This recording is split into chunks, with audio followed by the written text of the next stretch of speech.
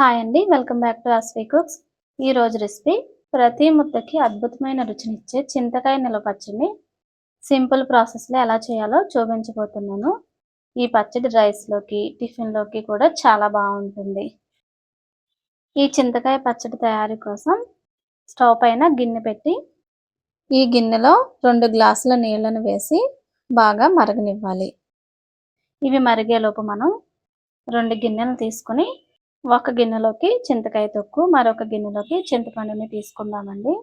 ఈ చింతతొక్కు తయారీ కోసం దోరగా ఉన్న చింతకాయను తీసుకొని పైనున్న పెంకు తీసి ఉప్పు, పసుపు వేసి తొక్కి మూడవ రోజున గింజలు, ఉట్లు లేకుండా క్లీన్ చేసుకుని ఒక డబ్బాలో వేసుకుని అలా చేసుకున్న తొక్కుతో మనకు పచ్చడి ఎప్పుడు కావాలంటే అప్పుడు చేసుకోవచ్చండి. ఇక్కడ ఒక గిన్నె నిండుగా చింతకాయ తొక్కుని తీసుకోండి. మరొక గిన్నెలోకి కొంచెం తక్కువగా చింతపండుని ఉప్పు లేకుండా తీసుకుని వేసుకోండి. నీళ్లు బాగా ఈ విధంగా మరుగుతూ ఉండాలండి. ఇలా మరుగుతున్న నీళ్లను చింతపండులోను అలాగే చింతపండు తొక్కులోని కూడా ఈ 2 నానే విధంగా వేసుకోవాలి.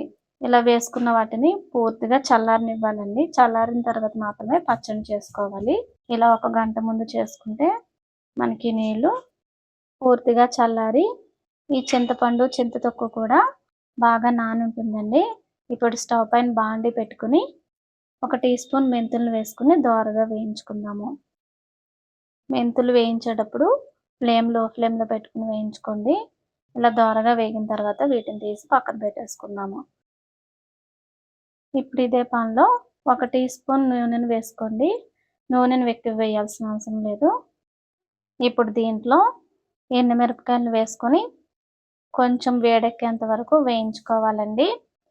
మంటని లో ఫ్లేమ్‌లో పెట్టుకుని వేయించుకోవాలి. ఫ్లేమ్ ఎక్కువైపోయిందంటే ఎండుమిరపకాయలు మాడిపోయి పచ్చడి టేస్ట్ మారిపోతుందండి. ఇవి కలర్ మారకుండా చూసుకొని ఇప్పుడు స్టవ్ ఆఫ్ చేసేసుకోండి. వీటిని కూడా పూర్తిగా చల్లారనివ్వండి. ఇలా చల్లారిన తర్వాత ఈ మెంతులను రోట్లో వేసుకొని బాగా మెత్తగా దంచుకోవాలి. ఇలా దంచుకున్న మెంతి పొడిని ఒక ప్లేట్లోకి తీసుకుని పక్కన పెట్టుకోండి. ఇప్పుడు మిక్సీ జార్ తీసుకుని మనం వేయించుకున్న ఎండుమిరపకాయల్ని మిక్సీ జార్లో వేసుకుని మెత్తని పొడిలా చేసుకోవాలి. ఇలా చేసుకున్న తర్వాత ఇప్పుడు దీంట్లో మనం ముందుగా నానబెట్టుకున్న చింతపండు తొక్కుని కూడా ఈ మిక్సీ జార్లో వేసుకోవాలి. ఇవి పూర్తిగా చల్లారిన తర్వాత మాత్రమే ఈ మిక్సీ జార్లో వేసుకొని చేసుకోవాలండి. వేడిగా ఉన్నప్పుడు చేస్తే పచ్చడి పాడైపోతుంది. దీంట్లో మనం ఉప్పు వేయాల్సిన అవసరం లేదండి.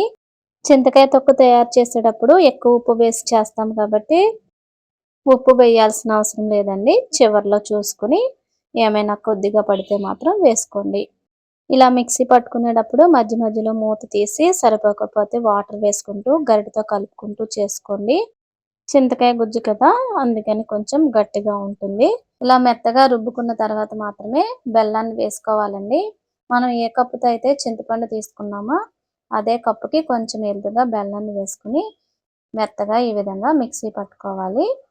ఇలా బెల్లం వేసిన తర్వాత పచ్చడి జిగురుగా ఉంటుందండి. కొంచెం నెమ్మదిగా మిక్సీ పట్టుకుంటూ చేసుకోవాలి. ఇప్పుడు స్టవ్ పై పాన్ పెట్టుకుని వేరుశనగ నూనె వేసుకోండి. ఈ నూనె కొంచెం వేడెక్కిన తర్వాత 1 టీ స్పూన్ ఆవాలు వేసి కొంచెం చిటపటలాడిన తర్వాత ఒక పెద్ద సైజు వెల్లుల్లిపాయని కచ్చాపచ్చాగా దంచుకుని వేసుకోండి. అలాగే 4 రెమ్మల కరివేపాకుని, 2 ఎండుమిరపకాయలని తుంచుకుని వేసుకుని ఈ పోపు కొంచెం దోరగా వేగిన తర్వాత స్టవ్ ఆఫ్ చేసి పూర్తిగా చల్లారనివ్వండి.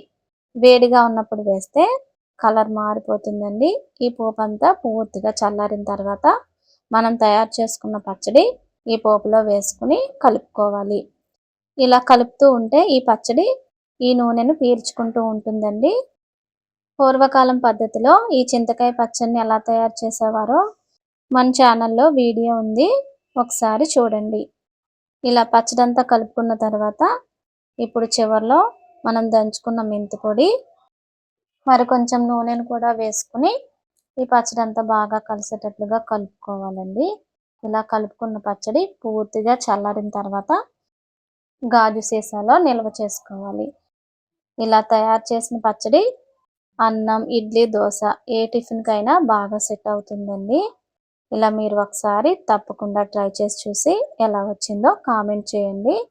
ఈ వీడియో కనుక మీకు నచ్చినట్లయితే ఈ వీడియోని మీ ఫ్రెండ్స్‌కి, రిలేటివ్స్‌కి షేర్ చేసి ఛానల్‌ని సబ్స్క్రైబ్ చేసుకోండి. మరొక మంచి రెసిపీతో మళ్ళీ కలుసుకుందాం. Thank you for watching.